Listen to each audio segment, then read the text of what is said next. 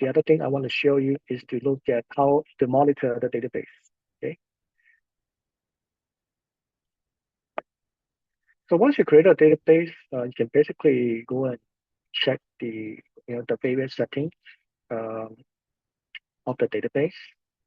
And normally the DBA will just go to the monitoring to look at the database status, right? So active connection, current connection, statement count, latency, CPU. There's nothing going on here because there's nothing running. Memory is very low. Network, these, and clusters. Also, I have a HeatWave cluster. So basically, I have some data loaded into the HeatWave clusters. And then we also have some replication channel, which I'll go through with you later on. So these read replicas, a MySQL read replicas, backup size. Yeah, so these are how you monitor. And the other thing, usually what people will do is to create a alert. For example, if the database is very busy, alert the DBA. Okay, so here you can just give it a name, CPU utilization. Let's say P55 greater than 60%. It is more than 50% busy is busy. Right now it's very low. So if it's a 60% very busy, alert the DBA. Maybe give them a warning, right? And then here you can notify and choose a topic. So this alert will send to a topic, and then you can choose the action whether to send an email out, format the message. And once you save the alarm, when the alarm is enabled, whenever there's an alert that more than 60% the CPU utilization, email will be sent to DBA to take action.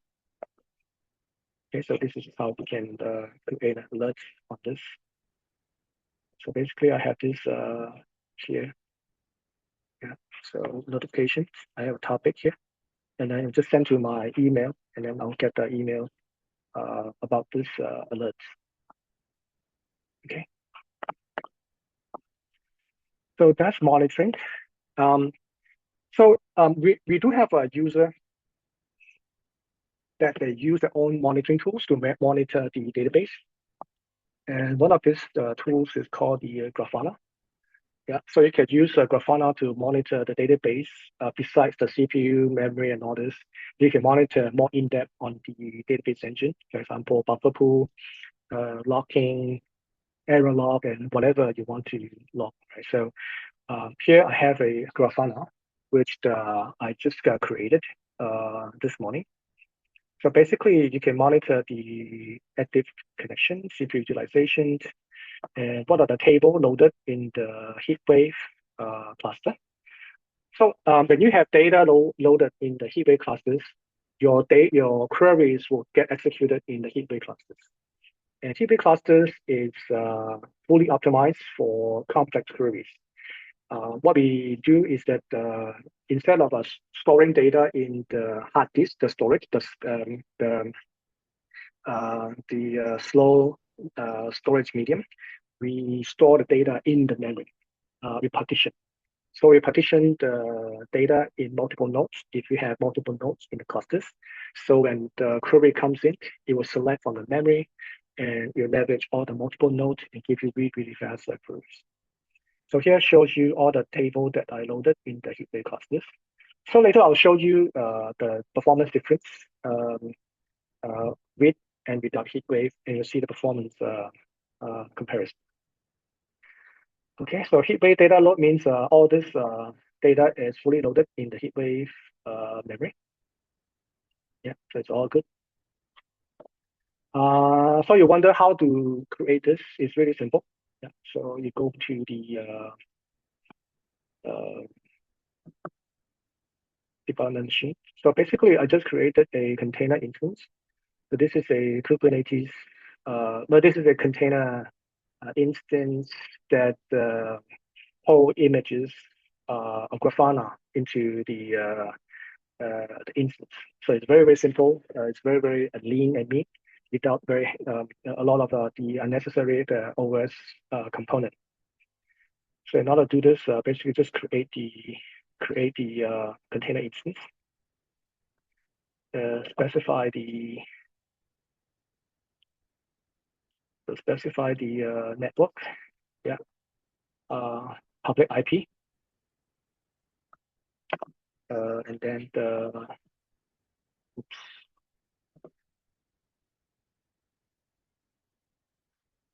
want to have a public IP so that I can connect to it. So this is an important thing. How to select image external, and because it's Grafana, just do Grafana and Grafana, and that's it. So once you create the instance, you get the this database, this Grafana instance. So in order to use it is again simple. First of all, you need to install the plugin. Okay, so you have to go here and install the Oracle Cloud Infrastructure plugin. So I have already installed it. So in the first provision, you need to install this. Okay, just install, and then once it's installed, then you just have to add the new connection to the Grafana. Yeah. Sorry, I think in the dashboard. So once you have installed it, then you have to configure to use it. Yeah, so let me show you how to. So basically, once you install the Oracle Cloud, you just have to come here and select the Frankfurt region. And here, this OCI. Okay, first you have to go to my compartment where I have all my database instance. So in here, I just select the MySQL. And from there, you can select what you want to monitor. Here, this one.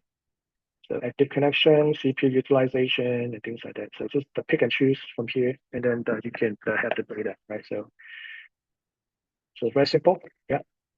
You have all the data pulled from the database and put into the dashboard. So you can do your own monitoring, more in-depth and whatever that you want to monitor on the database that's not available on the web.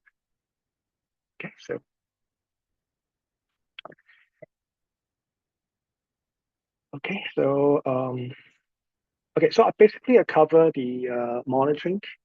Let me just go to the replication. A lot of our customers or users, once they have import the database, they also want to replicate data, synchronize from the old database with the MySQL in the cloud, right? So in order to do that, basically go to the database system. So this is the database I've been using. As you can see, I have an active channel, right? So I have actually two databases where I have DB1 and DB2, and I have the replication channel between the two. Okay, so this is active. Source is this, right? 73, and target is DB1, right? So they're replicating each other, and you could use this to replicate from your old database. So once you have test all your application and your database in the cloud, you can turn off your old database once the data all synchronized, and you can move all your workload to the cloud, right? So this is one way of making sure there's no downtime on the application on your existing MySQL database. Okay, so this is the you can build this channel by creating this replication channel, the source, the user, and the SSL mode, very important to have encryption. And you can use the GTID to position the transaction, right? Where where in the database transaction history that you want to start replicating. Okay. And then you can select the target, right? So you can select any one of this target. Oops, I click on something. Sorry. But anyway, so that is the quite simple way of creating the replication channel of two databases. And the other features that, so this is self-managed, that you need to create yourself, and starting the channel and monitoring the channel.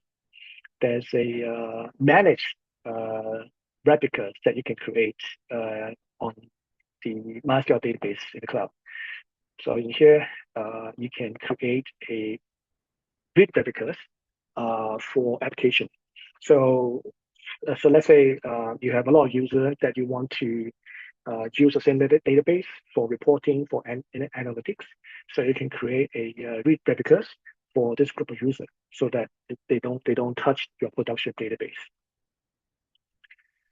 So it's very simple. Just a few configurations.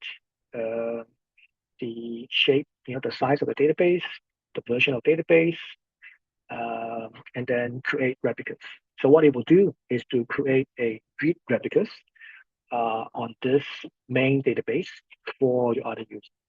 So it is fully managed. You don't have to, create a channel, manage, monitor. It's all done, by just going through the console. Okay, so this is the replication. It's very simple for you to create another replicas using this.